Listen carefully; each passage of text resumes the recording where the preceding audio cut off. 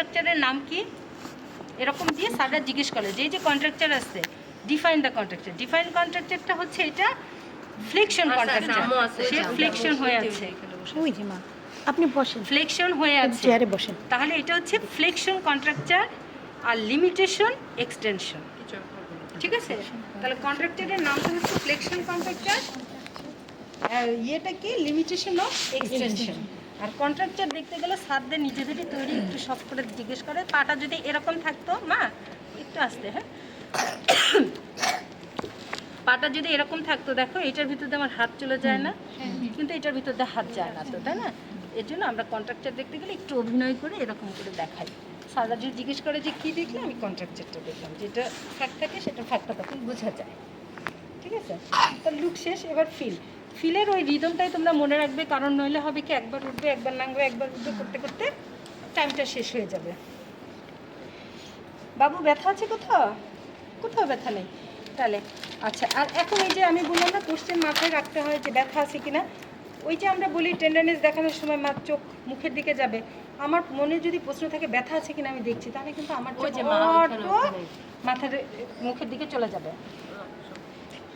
ব্যথা আছে কোথাও বাবা? কোথাও ব্যথা নেই।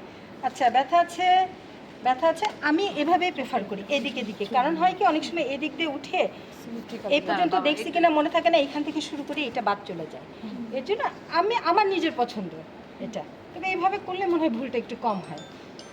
ব্যথা আছে কিনা, ব্যথা আছে কিনা, ব্যথা নাই, ব্যথা তো পরে দেখবো, আগে টেম্পারেচার দেখে নেই, এই যে ফিলে, হ্যাঁ ফিল, এটা দেখবো না, এটা ডিপ দিয়ে এটার টেম্পারেচার বোঝা যায় না, যদি কোনোটা বেশি থাকে সেটা নর্মাল স্কিনের সাথে আমি মিলায় দেখতে পারি। স্যাররা যদি বলে যে ওটা কী মিলালে, স্যার এটাকে আমার গরম মনে হচ্ছে, আমি নর্মাল টেম্পারেচার সাথে মিলাই, এটা ব্যথা নাই না থাকলে সবগুলো যদি সেম লাগে না মিলালেও চলে। ব্যথা আছে, ব্যথা আছে, ব্যথা আছে, ব্যথা আছে, ব্যথা আছে। এইবার এইখানে যে আমরা কি করি, হাত দুটোকে এই চারটা আঙ্গুল ভিতরে ঢুকিয়ে দিই, এখানে কিন্তু আমি এসআই জয়েন্টের টেন্ডারনেস দেখি, হিপ জয়েন্ট না, ভিতরে চলে গেলে সব, হ্যাঁ ঠিক আছে সব।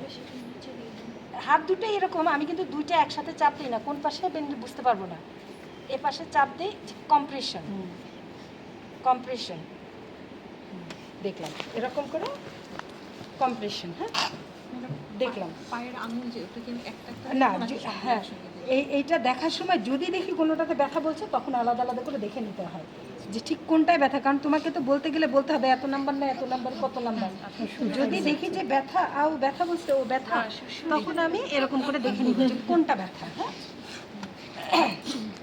এই সময় না ওই সময় দেখব না, ওটা পরে দেখব। তাহলে টেম্পারেচার দেখে উঠলাম, তারপর টেন্ডারনেস দেখতে দেখতে ওই পর্যন্ত উঠছি, এবার এখানে আমি নামবো, নেমে এখানে হচ্ছে যে কেউ বলে যে সোয়েলিং থাকলে দেখবো কি সোয়েলিং থাকলে দেখবো না, না থাকলে দেখবো না, সেটা হচ্ছে যে চেকলিস্টগুলো থাকে, চেকলিস্টে কিন্তু ওটা পয়েন্ট থাকে, এখন তুমি না দেখলে পয়েন্টটা পাবে না, এই জন্য আমরা বলি দেখে নিব। বাবা একটু এদিকে ঘুরো। এখন আমি দেখবো হচ্ছে ফ্ল্যাকচুয়েশন টেস্ট। ফ্ল্যাকচুয়েশন টেস্টে এইখানে প্রথম আমাদের এই জিনিসটার এইটার উপরে কিন্তু অনেক সাইনোভিয়াল ফ্লুইডের পকেটটা বেশ দূর পর্যন্ত এক্সটেন্ড করা থাকে, বুঝছো? সাইনোভিয়াল ফ্লুইডের ইয়েটা অনেক দূর পর্যন্ত এক্সটেন্ড করা থাকে, দেখে মা আসো। তাহলে আমার এই হাত দিয়ে তো ধরছি, এই হাতটার কাজ খালি পাটাকে সোজা রাখা, এই দিক থেকে জোরে স্কুইজ করে নিয়ে আসবো, অনেকে দেখা যায় স্কুইজটা এইখান থেকে করে, তা না উপর থেকে টেনে আনবো, দেখি ব্যথা আছে কিনা। সব ফ্লুইড আনার পরে এই যে ক্রস, হ্যাঁ ইন্ডেক্স আর থাম, ইন্ডেক্স আর থাম, এদিক থেকে চাপ দিলাম এইটা দেখলাম, এদিক থেকে চাপ দিলাম এইটা দেখলাম, হ্যাঁ দেখার পরে দেখো এই আঙুলটা আমার অটোমেটিক ফ্রি হয়ে যায়, এইটা এখানে তুলে দিয়ে আমি প্যাটেলার ট্যাপ দেখব, মনে রাখবে প্যাটেলার ট্যাপ, এটা প্যাটেলার হ্যামারিং না, এর জন্য ট্যাপটা কি এখানে আঙুলটা দিয়ে এরকম বসে বসে দিব, এরকম এরকম না, এরকম হাতটা থাকে এরকম করে চাপ দিতে হয়, হাতটা থাকে চাপ দিতে হয়, এরকম না হ্যামারিং না ট্যাপিং। তাহলে এরকম আসলো, এটা দেখলাম এটা দেখলাম এটা দেখলাম, আমি ওই পাশেও দেখব। এখন আমি যদি এটা না পাই তো নাই বলে দিব। অনেক সময় স্যাররা জিজ্ঞেস করে যে আর কি হতে পারে, বাল্স টেস্টে এরকম করে ধরে আগে ওই সাইনোভিয়াল ফ্লুইডের তো এখানেও পকেট, এখানেও পকেট, এখানেও পকেট। মিডিয়াটাকে আগে এমটি করে উপরে তুলবো, তারপরে সুপ্রাপ্যাটেলারটাকে এমটি করে ল্যাটারালি নিয়ে আসবো, নিয়ে আসার পরে ছেড়ে দিব, ছেড়ে দিলে ফিল হয়ে যাচ্ছে। ফিল হয়ে গেল। এর জন্য প্যাটেলার ট্যাপের ওটার নাম কি, বাল্স টেস্ট। বাল্স টেস্টের আরেকটা নাম কিন্তু হচ্ছে রিফিল টেস্ট। যে ওইটা দেখবো নাকি না, ওটা আমরা রুটিনলি দেখি। তবে তুমি যদি দেখো এক্সামিনেশনে একদমই ফ্লুইড পেলে না, ট্যাপও পাচ্ছ না, তখন দেখে নিই।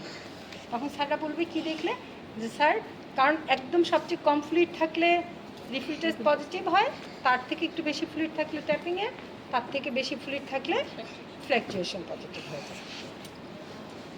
আচ্ছা, এইটা দেখে আমার পার্টটা দেখা শেষ হয়ে গেল, এখন আমি নিচে যাব। ওই পায়েরটাও এরকম মিডিয়াল থেকে হ্যাঁ হ্যাঁ, এই পায়েও এই যে এইটা প্রথমে মিডিয়াল এমটি করব, তারপর সুপ্রা, তারপর ল্যাটারাল। এরপর আমি এইটা দেখলাম, এটা এন্থেসাইটিস। টেন্ডো অ্যাকিলিসটাকে চাপ দিয়ে আমরা দেখি এন্থেসাইটিস আছে কিনা। এন্থেসাইটিস আরও দেখা যায় এই পিছনে, প্লান্টার ফাসিতে এই যে হিলের এখানে একটা দিব, আর এই যে প্রত্যেকটা বলগুলো আছে না, একটা করে বলগুলো এই যে এই বল, এইগুলো হ্যাঁ, ওখানে পাঁচটাতে পাঁচটা ট্যাপিং ট্যাপিং লাইন। এইটাতে দিব আর একটা হিলে দিব।